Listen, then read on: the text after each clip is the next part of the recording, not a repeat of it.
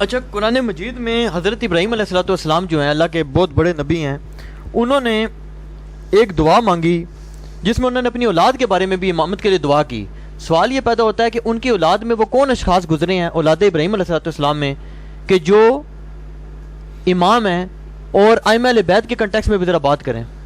دیکھیں جی، یہ جو اس سے اہل تشیع نے ایک عقیدہ اخذ کیا نا، امامت بھی کوئی عقیدہ ہے اور یہ کوئی ٹائٹل ہے جیسے کوئی نبوت ہوتا ہے، تو ایسا نہیں ہے۔ اور ایون شیعہ خود نہیں مان رہے اس کو۔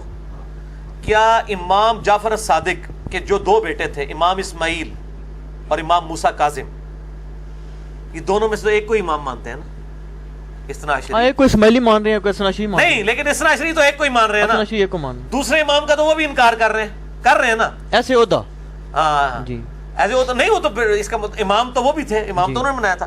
تو یہ جو شیعہ کا موقف ہے نا کہ یہ ڈیوائن کوئی عہدہ ہے، ایسا نہیں ہے۔ امام سے مراد لیڈرشپ ہے، علمی طور پہ لیڈرشپ ہے۔ وہ اہل بیت میں سے بھی ہو سکتے ہیں، نان اہل بیت میں سے ہو سکتے، قریش میں سے ہو سکتے ہیں۔ اب یہ قریش میں سے ہی حضرت ابوبکر بھی، حضرت عمر بھی، حضرت عثمان بھی، حضرت علی بھی۔ حضرت علی تو چلے ہاشمی نہیں، تھے، یہ ساری اولاد ابراہیم علیہ السلام ہے۔ جی اولاد ابراہیم ہے۔ دو دو تین تین پشت میں نبی صلی اللہ علیہ وسلم کے ساتھ ان کا نسب مل جاتا ہے جا کے۔ یہ جو حضرت علی، حضرت عمر ہے بنو عدی میں سے ہے، بنو عدی بھی قریش میں سے، حضرت ابراہیم کی اولاد ہے۔ بنو تائم ہے سیدنا ابوبکر صدیق کا، وہ بھی قریشی ہے۔ اور بنو امیہ ہے سیدنا عثمان کا، وہ بھی قریشی ہیں، حضرت عثمان، حضرت ابو ابراہیم کی اولاد ہے۔ اسی تو خلافت قریش میں رہے گی، ورنہ تو ان کو خلیفہ نہ چنا جاتا۔ ہر زمانے میں رہے، کہنے لگے امامت کا کوئی واضح تصور قرآن میں نہیں ہے۔ میرے دوستو، میرے عزیزو، موضوع کے تقاضے کو تو پورا ہونا ہے، لیکن اب یہ مسئلہ بھی حل ہوتا جائے۔ کہنے لگے وہ فلاں چیز قرآن میں کہاں لکھی ہے؟ پھر قرآن میں تو نہیں ہے۔ یہی کہا گیا امامت کے لیے کہ امامت کا کوئی واضح تصور قرآن میں موجود نہیں ہے۔ اچھا بھائی، جو صاحب فرما رہے ہیں نا، ان سے دستبستہ عرض کر رہا ہوں کہ آپ کا شاجرہ نسب بھی قرآن میں موجود نہیں ہے۔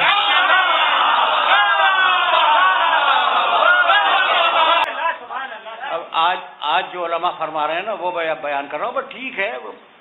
کچھ اماموں کا تذکرہ ہے کہ موسیٰ اپنے زمانے کے امام تھے اور عیسیٰ اپنے زمانے کے امام تھے، وہ امامت تو گزر گئی، اور پیغمبر اکرم آخری امام تھے اور اب امامت نہیں ہے۔ یہ ہے اور دعویٰ ہے قاریان قرآن کا اور حافظان قرآن کا کہ امامت کا کوئی واضح تصور قرآن میں نہیں ہے۔ تو میرے عزیزوں، میرے دوستوں، میرے ان الفاظ کو اپنے ذہن میں محفوظ رکھ لینا کہ ہر چیز، اول بات تو یہ ہے کہ ہر چیز قرآن نہیں ہے۔ ہم قرآن کے ساتھ سنت کو ساتھ رکھتے ہیں، اس لیے رکھتے ہیں کہ قرآن متن ہے، سنت اس کی شرح ہے۔ لیکن اب اگر میں سنت سے پیش کرنا شروع کروں نا، تو کہیں گے کہ بھائی بھاگ گئے قرآن سے۔ تو آج یہ دیکھیں کہ امامت کا کوئی تصور قرآن میں ہے یا نہیں، واضح۔ چلے پچھلے دنوں میں امام گزرے ہیں، بنی اسرائیل کے انبیاء سارے کے سارے امام تھے۔ آج امامت کا کوئی واضح تصور قرآن میں نہیں ہے۔ اچھا بھائی، تو اب تم سے پوچھتا ہوں کہ قرآن کی تاریخ میں پہلا امام کون ہے؟ دیکھو نا، پڑھا لکھا مجمع ہو تو پڑھنے کا لطف بڑھ جاتا ہے۔ میں نے پوچھا کہ پہلا امام تاریخ قرآن میں کون ہے؟ کئی آوازیں بلند ہوئی کہ حضرت ابراہیم علیہ السلام۔ قال انی جاعلک للناس اماما، ہم نے کہا ابراہیم، ہم نے آج سے تمہیں پوری انسانیت کا امام بنا دیا۔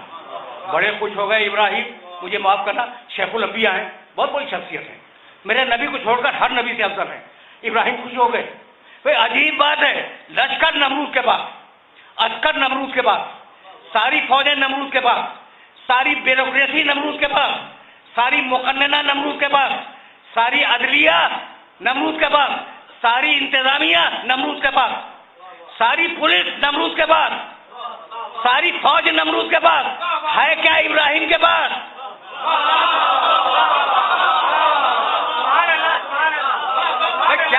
کیا ہے ابراہیم کے پاس؟ کچھ بھی تو نہیں، پھر بھی خوش ہو رہے۔ تو ابراہیم نے خوش ہو کے بتا دیا کہ حکومت اور ہے، امامت اور ہے۔ بہت پڑھے لکھے ہو، اس لیے میں نے ذرا سطح عمومی سے بات کو بلند کر دیا، بس توجہ رکھنا، بہت توجہ رکھنا۔ تو ابراہیم خوش ہو گئے۔ اب تم پوچھو گے نہیں کہاں لکھا ہوا ابراہیم خوش ہو گئے؟ قال ومن ذریتی، کہا مالک میری اولاد کو بھی دے دے۔ خوش نہ ہوئے ہوتے تو نہ کہتے.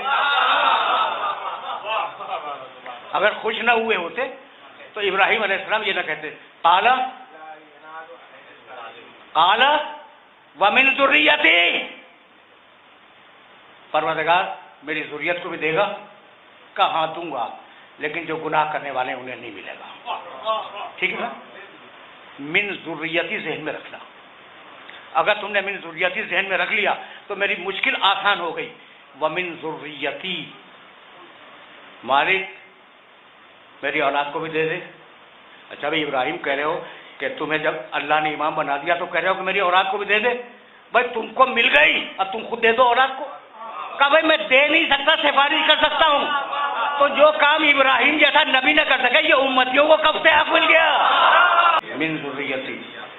تو ابراہیم خود نہ بنا سکے، دعا مانگی کہ میری ذریت کو دے دے. کہا دے دوں گا، معصوموں کو دوں گا، ظالموں کو نہیں دوں گا.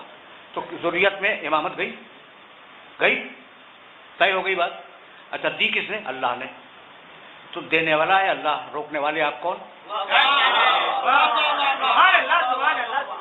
جب تک وہ نہ روکے، جس نے دی ہے امامت، جب تک وہ نہ روکے رک نہیں سکتی. اور اب اسی قرآن میں جہاں یہ آیت لکھی ہے کہ ہم نے ابراہیم کی ذریت کو امامت دے دی، پھر لفظ ذریت ریپیٹ ہوا. اب ذریت کو ذریت سے ملا لو. سورہ عنکبوت 29واں سورہ 27ویں آیت، اور پوری آیت بھی نہیں پڑھ رہا ہوں. وَجَعَلْنَا فِي ذُرِّيَّتِهِ النَّبُوَّةَ وَالْكِتَابَ، ہم نے ابراہیم کی ذریت میں نبوت دے دی اور کتاب دے دی. تو اب دو عہدے ہیں ابراہیم کی ذریت میں. لفظ ذریت ایک ہے، ابراہیم کی ذریت. کیا دیا بھائی؟ نبوت دی. دوسرا عہدہ کیا دیا؟ نہیں، وہ تو ایک ساتھ ہے. نبوت کے ساتھ کتاب ہے، کتاب کے ساتھ نبوت ہے. ٹھیک ہے؟ پھر یاد کرو، پھر یاد کرو. انی جاعلک للناس اماما قال ومن ذریتی. ٹھیک ہے نا؟ تو ذریت میں امامت گئی، ذریت میں نبوت گئی. تو اب ابراہیم کی ذریت میں دو عہدے ہیں، ایک کا نام ہے نبوت، ایک کا نام ہے امامت. دیکھو بھائی میں کوئی حدیث نہیں کوٹ کروں گا، حدیث تو بعد میں کوٹ کروں گا. اگر آیت سے امامت ثابت نہ ہوئی تو کل سے ممبر پہ آنا چھوڑ دوں گا.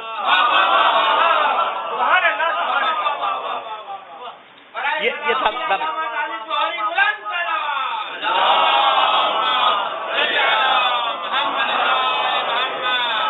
یعنی اعتراض کرنے والے کا اعتراض سمجھ میں آیا. وہاں پچھلی قوموں میں امام گزر گئے، اب امامت کا کوئی واضح تصور رسول کے بعد نہیں ہے. یہ دعویٰ ذہن میں نا. اور اب میں نے منحصر کر لیا ہے کہ دیکھیں گے قرآن میں ہے یا نہیں ہے. تو ابراہیم کی اولاد میں دو عہدے ملے، ایک نبوت، دوسرا عہدہ امامت. اور دونوں میں فرق یہ ہے کہ اللہ نے نبوت دی بغیر مانگے ہوئے، امامت دی ابراہیم کے مانگنے پر. ایک بے مانگا عہدہ خود سے دے دیا، اور ایک مانگنے کے بعد دیا. بھائی توجہ رہے. تو اب نسل ابراہیم میں اللہ نے دو عہدے دیے، ایک نبوت، ایک امامت. کس نے دیے؟ اللہ نے. عہدہ دینے والا اللہ ہے. تو اب عہدہ واپس لے گا اللہ ہی لے گا، امت نہیں لے سکتی. جب تک اللہ نبوت کو چاہے رکھے، جب تک اللہ چاہے امامت کو رکھے. تو اب ایک دن قرآن نے آواز دی ما کان محمد ابا احد من رجالکم ولکن رسول اللہ و خاتم النبی. یہ آخری نبی آ گیا تو ختم نبوت کی آیت تو آ گئی. امامت اگر ختم ہوئی تو آیت تم دکھلا دو.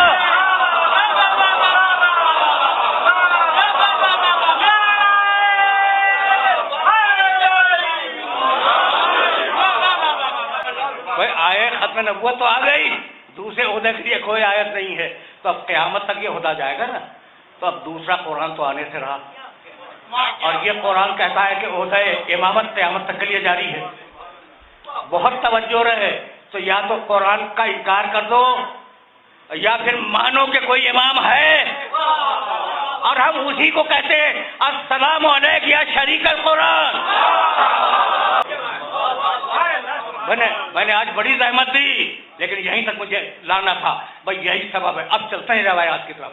یہی سبب ہے کہ پیغمبر اکرم نے میرے گھر کی کتاب میں نہیں، جاؤ دیکھ کے بولتا ہوں، بخاری شریف، صحیح بخاری، صحیح مسلم، صحیح ترمذی، سنن ابن ماجہ، ابو داؤد، مسند امام احمد بن حنبل، اور کتنی گناؤں. لفظوں کے اختلاف کے ساتھ ایک روایت آئی ہے، اور اسی روایت کو تمہاری خدمت میں پیش کرنا ہے، لفظوں کے اختلاف کے ساتھ. الائمۃ بعدی اثنا عشر. میرے بعد امام 12 ہوں گے.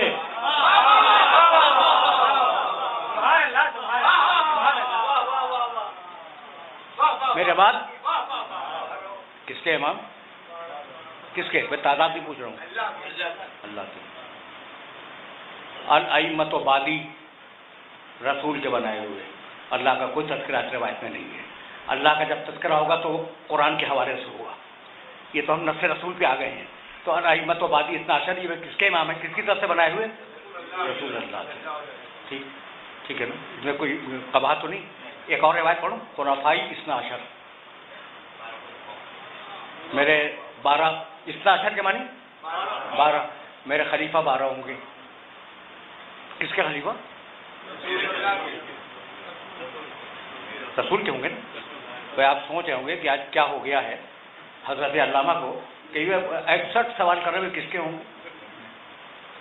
بھائی جب رسول اللہ کہنے کہ خلفائی میرے خلیفہ 12 ہوں گے تو بھائی یہ سوال کا تو کوئی محل نہیں ہے نا. اس سوال کا کوئی محل نہیں ہے کہ بھائی کس کے ہوں گے. لیکن میں تو پوچھوں گا اور باصرار پوچھوں گا کہ بھائی کس کے خلفاء؟ رسول کے. کس کے جانشین؟ رسول کے. تو جانشین ہے رسول کے، بنائیں گے آپ.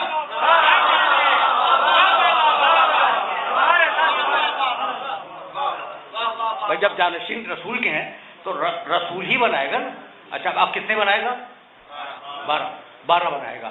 اب عجیب بات یہ ہے، مجھے معاف کر دینا، میری ایک پوری کتاب ہے خلفائے اثنا عشر.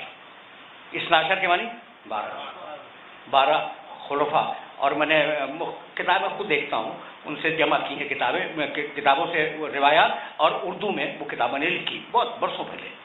اچھا بھائی تو امام خلفاء 12 ہوں گے. ٹھیک، چلو بھائی امام کو چھوڑو، خلفاء 12 ہوں گے. خلفائی اثنا عشر. اثنا عشر کے معنی 12. میرے خلفاء 12 ہوں گے. طے ہو گئی بات؟ 12 ہوں گے. اچھا اب میں گنتا چلا تو خلفائے راشدین ان کی تعداد 4. اس کے بعد آئے خلفائے بنی امیہ، ان کی تعداد 28. اس کے بعد آئے بنی عباس، ان کی تعداد 37. پھر داہنے بائیں کچھ حاضر امام پیدا ہوئے، وہ 49. پھر کچھ داعیان مطلق پیدا ہوئے انہیں کے پڑوس میں، اور ان کی تعداد 52. تو 12 تو کہیں نہیں نکلی. اب یہ اثنا عشر کہاں ڈھونڈیں؟ بھائی وہی ملیں گے جہاں اثنا عشر ہی بیٹھے ہوئے ہوں گے. ٹھیک ہے نا. اچھا بھائی تو جہاں اثنا عشر ہی ہوں گے وہاں وہ اثنا عشر ہوں گے. ٹھیک ہے نا. بھائی اب پوچھتے ہیں کہ بھائی تم نے کیسے پہچانا اثنا عشر کو؟ حق ہے، جب ہمارا دعویٰ ہے کہ ہم اثنا عشری ہیں تو حق ہے کہ کوئی پوچھے ہم سے پوچھے بھائی تم نے کیسے پہچان لیا؟ اس لیے کہ اس لسٹ کو کسی نے نہیں پہچانا، سب اپنی اپنی آلات پہ رہے. تو تم نے کیسے پہچانا؟ ہم نے کہا کچھ نہیں کیا، ہم نے تو سلونی سے پہچانا ہے.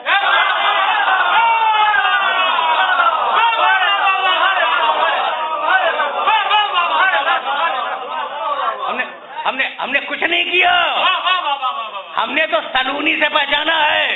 بزرگ کہہ رہے تھے، بزرگ یا علی آئے سمجھا دو، یا علی یہ مسئلہ بتلا دو، یا علی یہ فیصلہ کر دو. اس لیے کہ یہ فیصلہ بڑا مشکل آ گیا ہے. تو ہر بہت بڑا پکار رہا تھا یا علی یہ سمجھا دو، یا علی وہ سمجھا دو.